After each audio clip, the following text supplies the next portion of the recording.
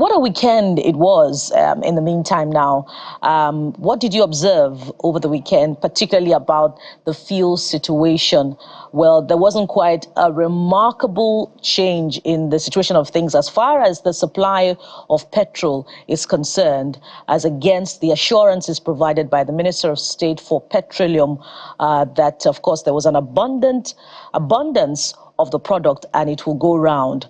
And of course, prices are still hovering around 900 naira per litre. So we're going to be looking now at the expectations of Nigerians as far as the release of the product from Dangote is concerned, and what pricing will look like in the coming days and coming months. Joining us to have this conversation is the Chairman, Energy Transition Study Group, member, Group of Experts on Gas, UNECE, and he's also a consultant, House Committee on Power, and CEO, Saptree Limited, Mr. Olabode Showumi. Good morning and welcome to the program, Mr. Showumi. It's good to have you.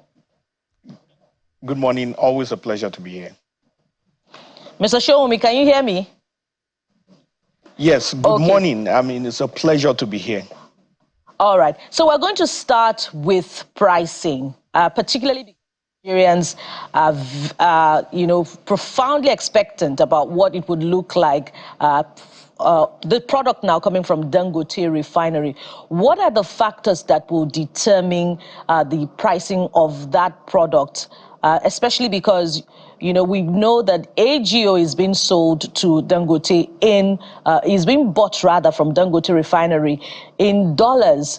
So situate this within the context of what the PIA provides for and how this will determine the price of petrol. I think first and fundamentally, when it comes to energy, be it power, be it oil and gas, be it renewables, one of the things that we owe ourselves as citizens who want improvement, who are part of the Nigerian project, so to speak, is to be a bit knowledgeable about the facts. And, when you talk about to the average Nigerian and you say that the power sector has these issues, they'll say, no, I don't care, I just want power. It may sound nice, but it's also entitled, but more importantly, it denies people the ability to put critical mass of pressure on the right place so that there can be improvement. Now, to the specific questions that you asked, now what are the parameters for determining the price? It should be understood that because Dangote is a private business, the cost of him producing vis-a-vis the cost of him selling is a private company decision based on their own policy. It is different from a government entity like, say, NNPC, who has an obligation to develop. In other words, they're a developmental organization, kind of, so to speak, because they are government-related, their primary purpose may and may not be profit. But for a private company, the primary purpose is profit. What we actually need, more importantly, is to get more insight into the discussions that went into them and their basis for determining whatever price they want to sell. Dangote, as far as I know, the Dangote Refinery, so to speak, as far as I know, have not made public their own pricing. But the basic things is that there's an average cost to refining. So it doesn't matter whether the refinery is in my village, whether it's in London, whether it's in the Lagos Free Trade Zone. A refinery is a refinery. And they are going to operate at certain costs. So it's basically more like if you're building a house. It doesn't really matter whether you build a house in Lagos or Abuja or in Okitipupa. The cost of land is what will really differ. But in terms of the cost of labor, the cost of sharp sand, the cost of cement, they are roughly about the same.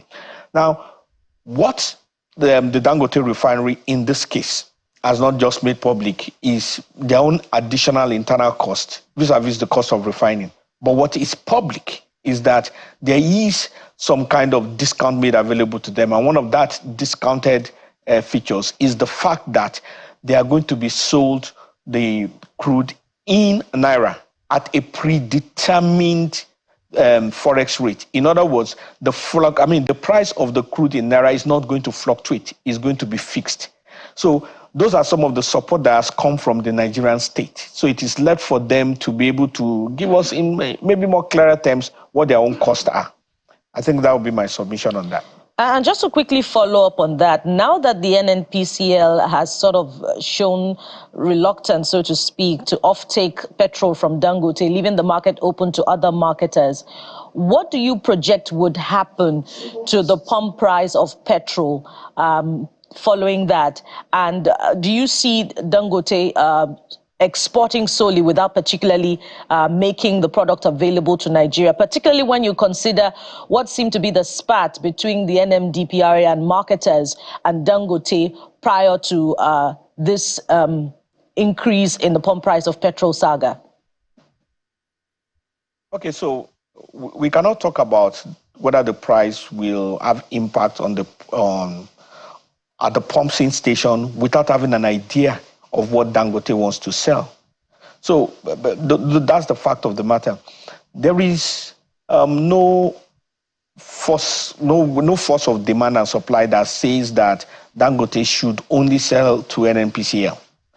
It should sell to people who are willing to buy.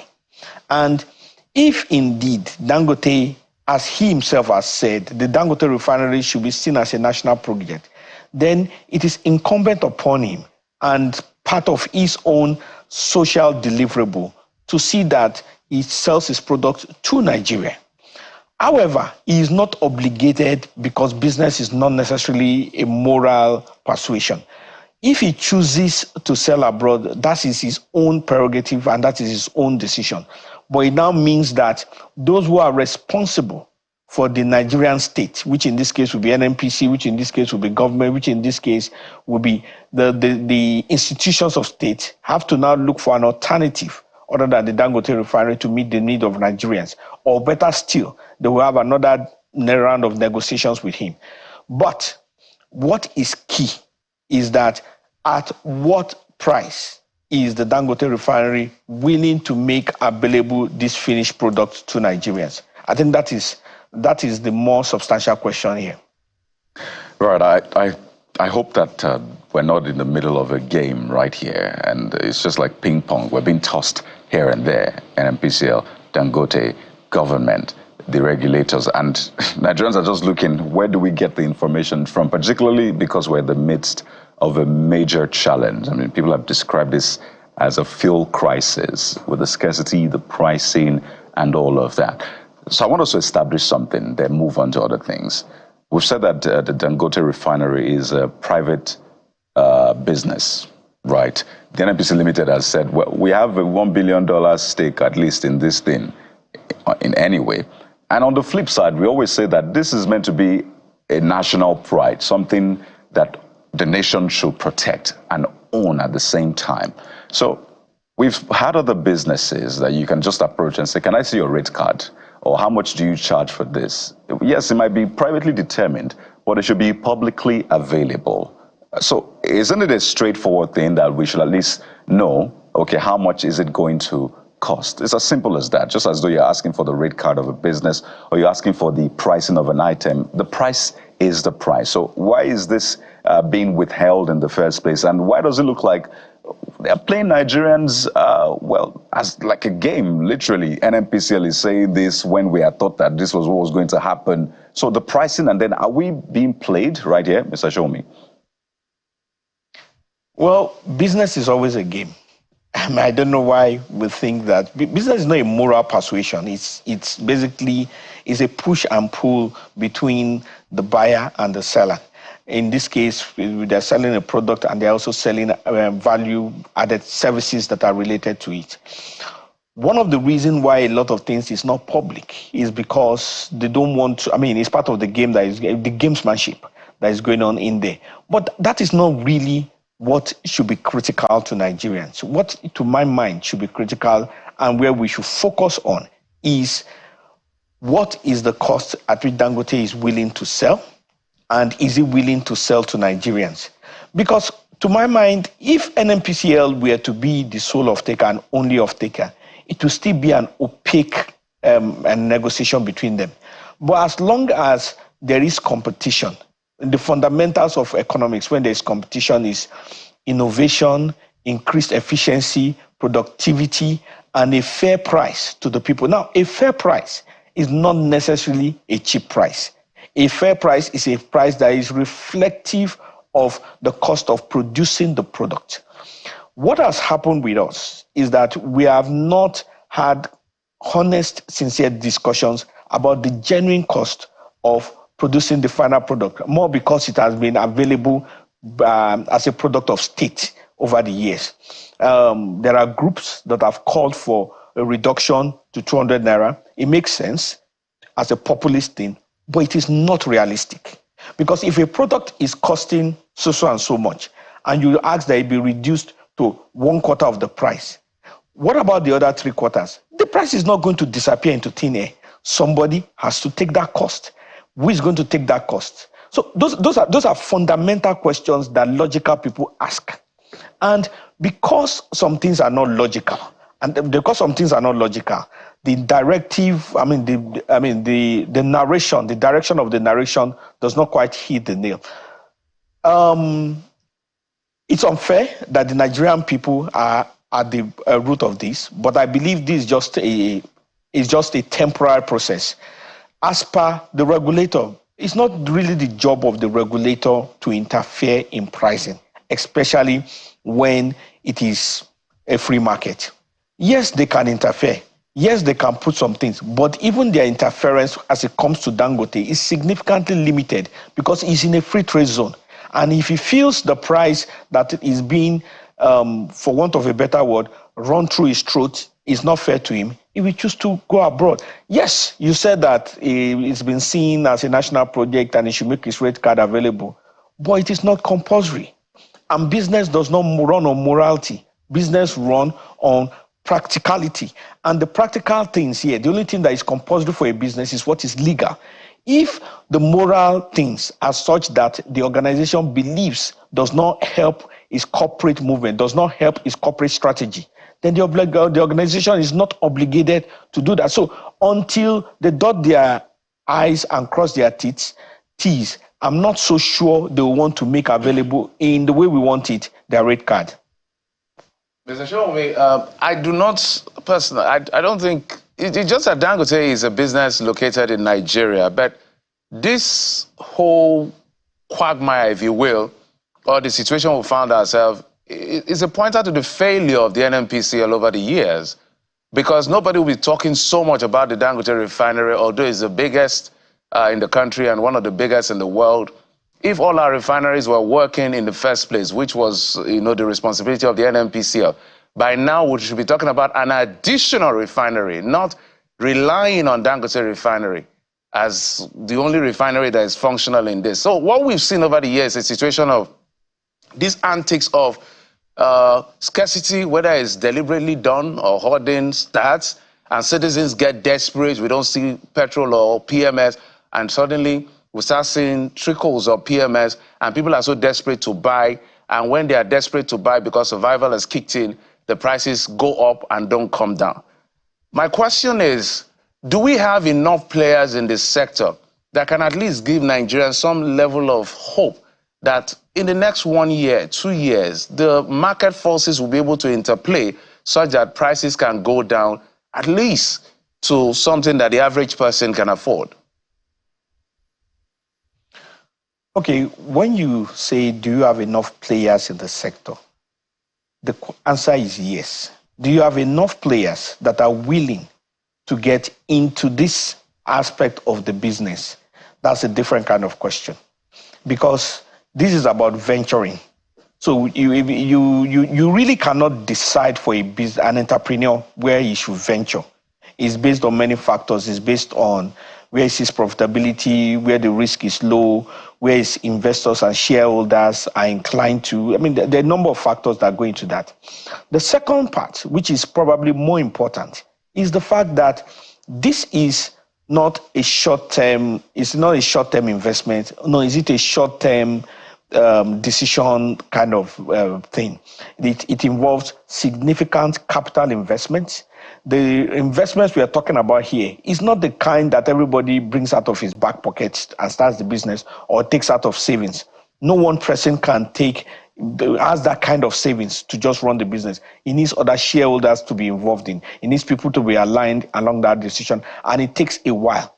So if we are looking at what will be of impact on the short term, which is basically the discussion for Nigerians, there's not much we can do now. The best that can happen has to do with what is happening with NNPCL, what is happening with Dangote Refinery. And part of that realistic expectation is this. Dangote Refinery completed mechanical operations of its work sometime in 2023. And it took almost 12 months later for the first set of distillates to come in. In other words, even as a private organization, when they completed their mechanical work, they took this while. And please note that this is standard across board. So one of the things that has happened is that NNPCL just completed mechanical work for even the Port Harcourt Refinery December last year. So I don't know where and the motivation for this quick dates for operation comes in, but the engineering work itself demands an extra amount of time. And I think that people should be realistic and they should tell the truth so that there isn't abnormal expectations. I understand political pressure. I understand the fact that some good news must be said. But if the truth is not said in the midst of all of this, it tends to boomerang. That is on the other side. So what needs to be done at the end of the day, to my mind, is that the discussions between Dangote Refinery, between NNPCL, between the marketers that have been asked to sell their things for scrap should be made public. And it is when they are made public that Nigerians can actually know what is really happening and what is in their fate and who is in their interest and who is playing games. Everybody should be clear about something. The information that we all have, we have it in parts. Our understanding of what is happening is we have it in parts. But so that we do not suffer from the politics of all the stakeholders, we should demand that all discussions should be made public and that the spokesperson for each of the groups, whether it be Dangote Refinery, whether it be NNPCL, whether it be the marketers, should daily update Nigerians. That way, we can actually make informed decisions on what is important to us. You spoke about the fact that this is also a failure of NNPCL across the years. That is true. But that is also an indicative of the failure of the Nigerian state across the years. When you talk about government institutions failing, there is no government institution, whether it be in agri, whether it be in health, whether it be in sport, that has not had its issues. So we are not going to form a solution by just finger pointing. What we need to look at is a solution. And that solution starts with publicly available information and clarity so that Nigerians can really know what is happening. Those would be my views on that. Now, Mr. Shomi, in the absence of players in the market that will save us from this dire situation in the next 2 years, what we know, particularly from players in the market and the government, is that the price of petrol is determined by, the forex, the value of the naira against the dollar. So are we looking at things taking a turn for the worse, or perhaps a bigger adjective, beyond the worst now that I cannot immediately think of in terms of pricing of petroleum products in the next few months? Because the naira to the dollar currently is above 1,600 naira. And shouldn't we be even demanding more accountability from the NNPCL and the CBN, considering the $3 billion loan secured from Afreximbank to stabilize the naira last year? Okay, accountability is good. It's the only way forward in terms of effective governance. But is it accountability that will show up the naira? It is not. These are fundamental things. There is also the fact that we need to patronize made in Nigeria things. There's the fact that we need to reduce our forex expenditure. And I'm not an economist, please don't get me wrong, so I'm not going to speak to all the fundamentals of macroeconomics or microeconomics, whichever is the case, or monetary policy, or whatever is the case that is impacting all of this. But my point is that it is a different discussion. It's not an energy discussion per se about that relates to the naira to the dollar. So the fundamental forces that needs to be put in place to ensure that that becomes stable needs to start working and needs to be implemented. When that is done, then we now come to what is the energy issue here, which is basically the oil and gas cost. We have found out that the cost of petrol has actually not really changed in the last 5 to 10 years. What has changed is the price, the rate of the naira to the dollar. For example, if you travel frequently, since 2005 that I can remember, the average cost, economy class, to Europe, anywhere in Europe, oscillates between $900 to about $1,200. That price has not changed. But back in 2005, it used to cost like 150,000, 180,000 naira. Right now, it's a little over 2 million, depending on where you go. What has changed basically is the rate to the dollar. And It's the same thing. So we need to come to that reality. It is that reality that I believe that we as Nigerians are not embracing. And we are looking for somebody who will take that cost, who will take that responsibility when it's actually a collective responsibility. And it is that critical decision, that critical discussion on what is the responsibility of everybody that is missing. Because we can only for so long and for so much transfer responsibility to everybody else apart from us. And at the end of the day, if our GDP cannot support the fuel subsidy, if our tax income cannot support the fuel subsidy, it is something that we are going to ultimately face. So let us discuss in honest, sincere, and practical ways the real issues on ground so that we can know what we are facing rather than looking for either a scapegoat or a messiah, in which both cases are extremes. There you go. Final one, Mr. Shomi. You said that rather than look for scapegoats, we should find a way forward. Some will say Nigerians are the scapegoats right now because they're the ones bearing the brunt, paying higher prices. Some go back to 2012 saying that we'll have done this, gotten away with it, or gotten it over. That's on the one hand. Flip side is, not on flip side, really. In line with this is SERAP and other major bodies asking that this price hike should be reversed. Some are saying, no, don't reverse it, take it back to 200 so that Nigerians will not be the scapegoat. The real scapegoats will be the ones who are responsible for what we've seen as the corruption in that sector that has kept it where it is. So is it fair to make Nigerians a scapegoat other than those who are meant to be the scapegoats? So is it feasible to have it reversed? That's my question, and we're winding down now.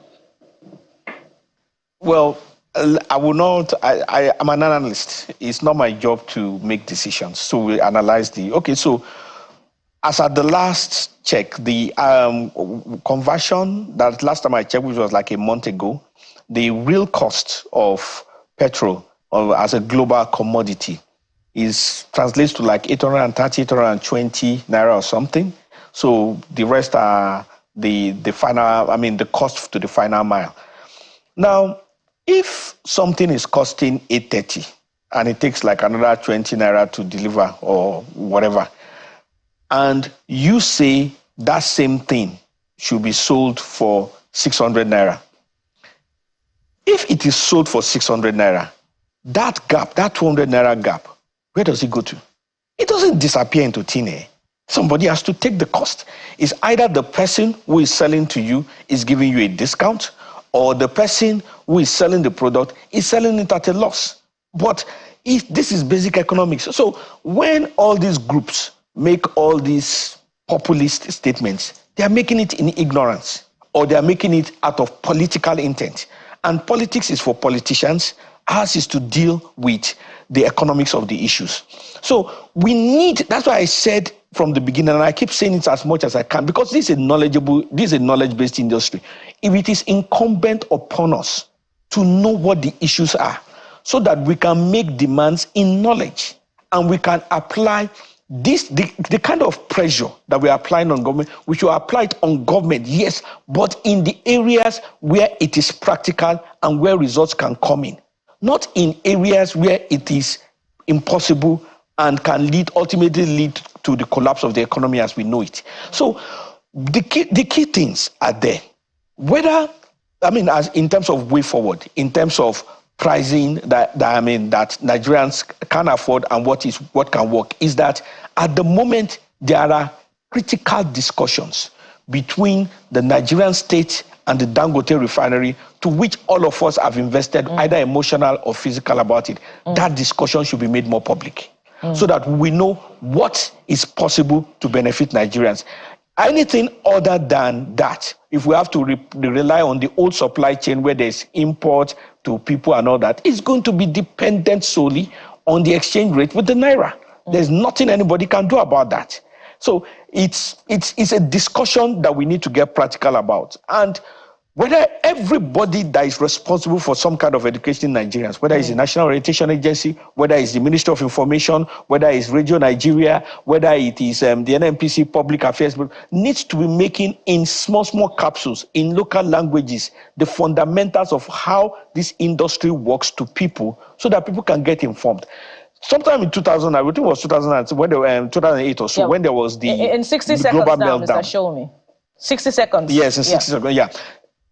When there was the global meltdown, in Australia, every issue and every step that the government was doing was made available to that even the village man could understand. People must understand what is happening so that they can make informed decisions. Well, Mr. Showme, Nigerians are certainly not unfamiliar with these issues, and they have no choice but to embrace the realities that you talk about. But perhaps they're groaning and unable to embrace it fully and asking for price justice. But we'd like to thank you very much for your time on the program. We've been talking with the Chairman, Energy Transition Study Group of the NGA, member group of experts on gas, UNECE, and Consultant House Committee on Power, Mr. Olabode Shomi. Thank you so much for coming on the program. Thank you. The pleasure is always mine. And from here, we'll turn our attention to another matter equally important. It's about your safety and security in your neighborhood. Stay with us. We'll be right back on The Morning Brief.